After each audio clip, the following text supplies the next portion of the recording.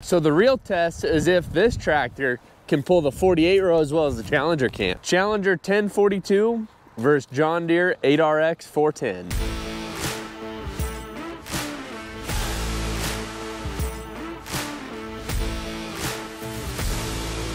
We're still having problems with the Challenger driving straight, so we've narrowed it down to either being the auto steer settings itself or our tire pressure. I'm gonna adjust some settings this morning, and if that does not work, we're letting some air out of the tires. Right now I'm running about 35 pounds of pressure in the back and 25 in the front, so I will lower those down to probably 25 in the back and 10 to 15 in the front, depending on how they look. And if that does not work, we have ourselves an 8RX410 sitting right there, ready to go, seeing if it could pull this planter through the sand or not. So the Challenger dealer that we bought this tractor through, I called him and asked him about the ride cart system settings. Since you're not able to go in and change the settings to the tractor in here like you normally would as far as the steering sensitivity goes, it locks you out of that completely. So now you have to go into this Deere monitor under guidance settings, advanced auto track settings, and put in these numbers that he gave me into there under the recommended settings, and hopefully that's the problem. So the ride cart system, it gives you numbers to put in there, but the numbers that it tells you to put in there are completely different than what I have here in my hand. So I'm hoping that that completely fixes all of my problems. I will hold my breath on this for now, but a guy can hope. Now it's time to back this thing up, find ourselves a guidance line, and go in that direction.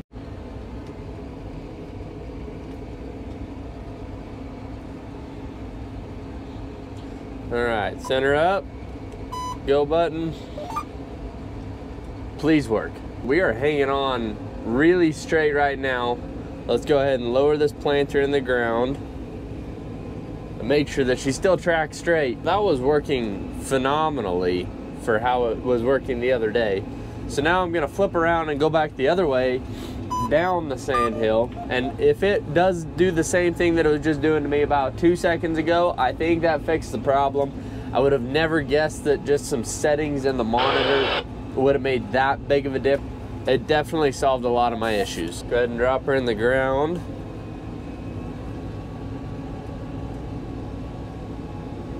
Off we go.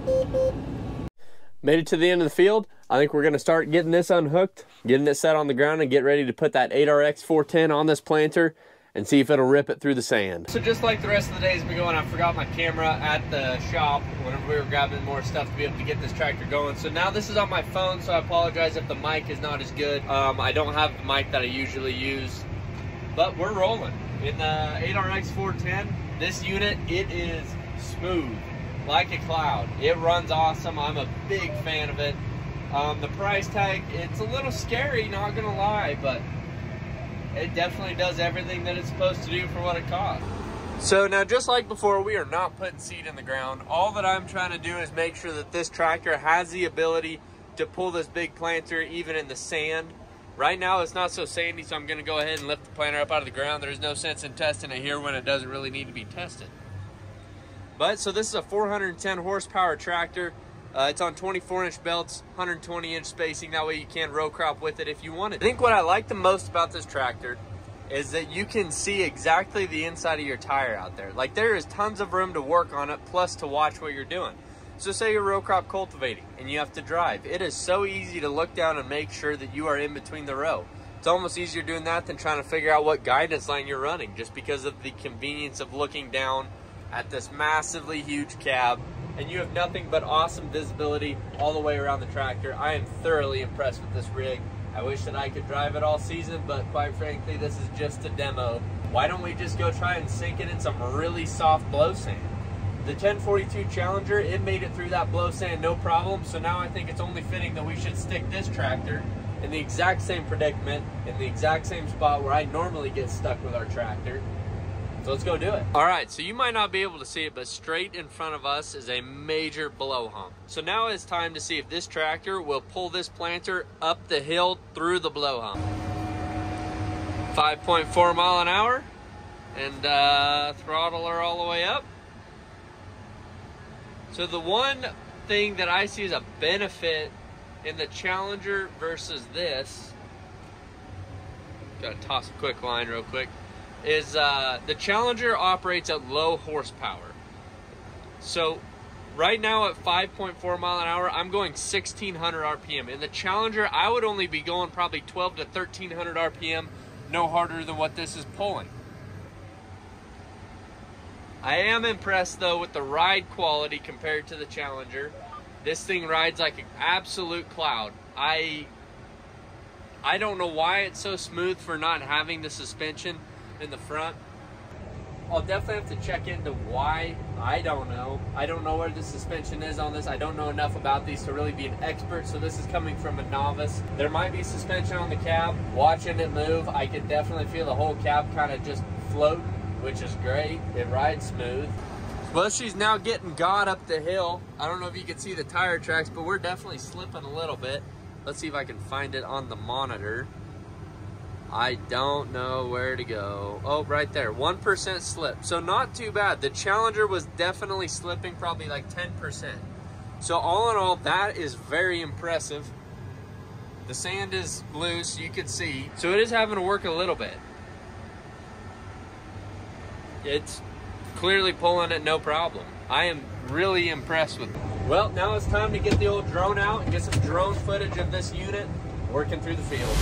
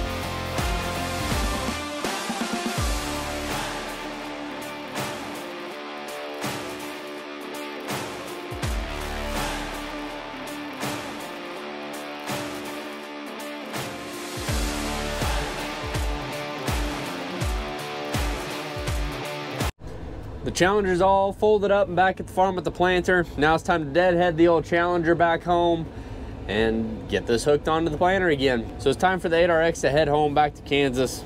It's sad to see it go, but it was fun to have it here, that's for sure. So all in all, while I'm sitting in this, the benefits to this tractor that I see are the horsepower band, the power band that it has. It's meant to have more power at a lower RPM. Lower RPM means better fuel consumption. So this one probably is more fuel efficient. I don't know that as a fact. I haven't driven it over a lot of hours to be able to tell for sure which one is better than the other, but I would assume that this one could be a lot better. I don't know how I feel about this yet. So the more familiar with the tractor that I get, I do believe that it will be better. But it's just so unfamiliar to me now. I'm not really comfortable driving it, so I think that's why I would put the transmission in the 8RX to be better. Not to say that this one won't grow on me eventually and be a lot better, but as of right now, it does have a ways to go to catch up. One thing I do like about the Challenger is the hydraulic flow on it. It's got 113 gallon a minute of flow versus a Deere, which is like 85. So that's a lot. You have a lot more flow if you need it, and that big planter uses it. This Challenger, I think it rides smoother on the road than the 8RX does, but that's probably just to the tracks. The tracks chatter at a certain speed, probably like 10 to 12 mile an hour. They kind of have a little, they flop, a harmonic, I don't know what you call it. They're not as smooth as this is, but that's just what tires do. All in all, I am very thankful to have the opportunity to demo an 8RX. I always see pictures and videos of them, but to actually have one on the farm pulling something that we have, it's awesome. I had a great time today. I didn't get to really run it enough to make a for sure call as to which one I do like better. They both have different ups and downs, pros and cons. It's just how things go, especially being two different brands completely. I'm not very familiar with Challenger, so chances are whenever I rate it, it's probably always going to be a little lower than Deere just because of the familiarity factor. They're both awesome pieces of machinery. They will both pull a 120-foot planter through the sand like nothing. But with that being said, I'm going to get this back to the farm and get it hooked up to the planter, and we'll see you in the next video.